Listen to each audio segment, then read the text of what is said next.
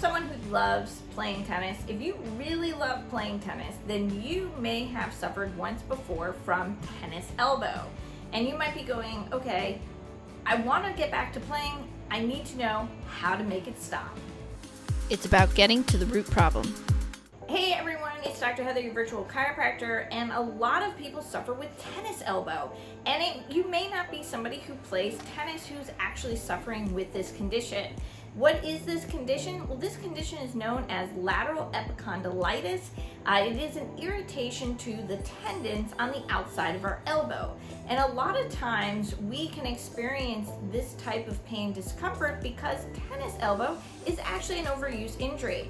Now, as you may have heard, I talk about some different types of overuse injuries right here on the channel. And one of them happens to be shin splints, which is another overuse injury. So when we talk about tennis elbow, we want to really make sure that we talk about the steps necessary to make it actually stop.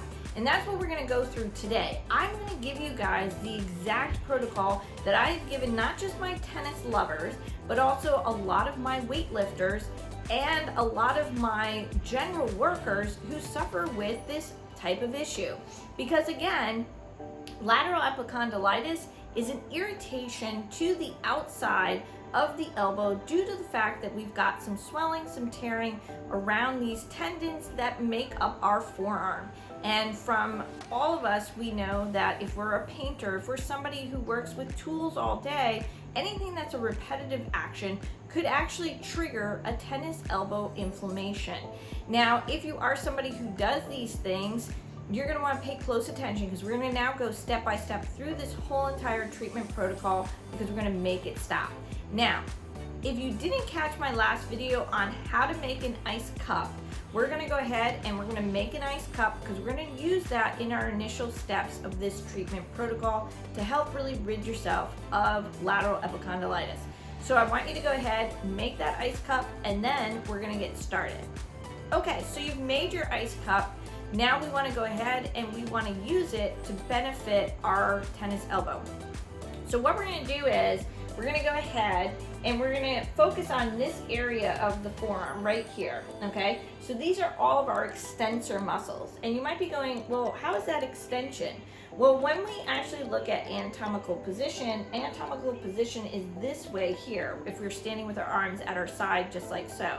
So when we bring the wrist back, that's known as extension of the wrist. And when we're talking about grip involves the extensor muscles of the forearm. And as you can see here, you know, they are developed and they do cross right here over the elbow, right where we usually feel the sense of pain thanks to that lateral epicondylitis irritation. So what we're going to do is, before we even start with our ice cup, we want to focus on pinpointing those muscles, or I should say the muscle in general. We want to pinpoint where we notice the most pain, discomfort. And usually that's right up here, more at the belly of the muscle, not really necessarily down towards the tendons. But what you want to do is you want to flex the arm, okay? And you're going to push in here first, and you're essentially going to go ahead and start kind of doing a twisting action right here. So that's supination, pronation of the wrist. But what it's doing is it's allowing for the radial head to go ahead and create some tension under those extensors so we can really make sure that that's exactly where we're feeling that pain, that discomfort from that irritation. Now, if you are someone who is experiencing some swelling, you're going to want to go ahead and really get going on this stuff too, because this is going to help decrease that swelling for you within that forearm. Okay, so first step is we're going to take our ice cup and we're going to go ahead and we're going to massage out this tissue here. And we're going to hold that ice cup and we're going to make nice downward strokes, you know, to our fingers. And you want to put some pressure on that area. Okay, so for like a good 2 minutes, we're going to go ahead and really massage out that zone. Next, put the ice cup back in the freezer. You're going to take some BioFreeze, Icy Hot, Tiger Balm, whatever you have, and you're actually going to then massage that into the area as well. And you're going to go ahead and you see how I'm stripping with my thumb. I'm really pushing into that area. So again, you want to really go ahead, really rub that BioFreeze into that area right here and really go right along those muscles. Now, the next thing is you're going to go back, You're gonna take out that ice cup and you're gonna repeat these steps 2 more times. That's what we're gonna do first. So we're gonna go ahead, ice cup, numb it up, get your biofreeze, push into that area as well. And then from there, ice cup again, massage, ice cup, massage, okay? Now, the next thing we're gonna do is we're gonna do just some basic stretches to the forearm. So we're gonna go ahead, allow for some extension and some flexion of the wrist. And you're gonna go ahead and repeat a couple of times as well. Now, when we're in the initial phases, we definitely wanna go ahead and do this a couple of times over the course of the next couple of days. I would say also too, do not play tennis, do not do any activities that are gonna continue to irritate the area, because you're gonna notice that it's just gonna be like a Band-Aid where we're putting, just a little bit of treatment into it and then it's getting irritated again. So try to avoid those activities for at least a good 5 days while you're doing just this initial phase, because you're gonna wanna really get that inflammation out and really get the tissue to not be irritated. That's why we're stripping out the muscle here. So from there, what we can do is we can start doing some strengthening exercises. Now, if everybody has a can of soup or a can of beans at home, what we're gonna do is we're gonna actually put our arm on a table surface.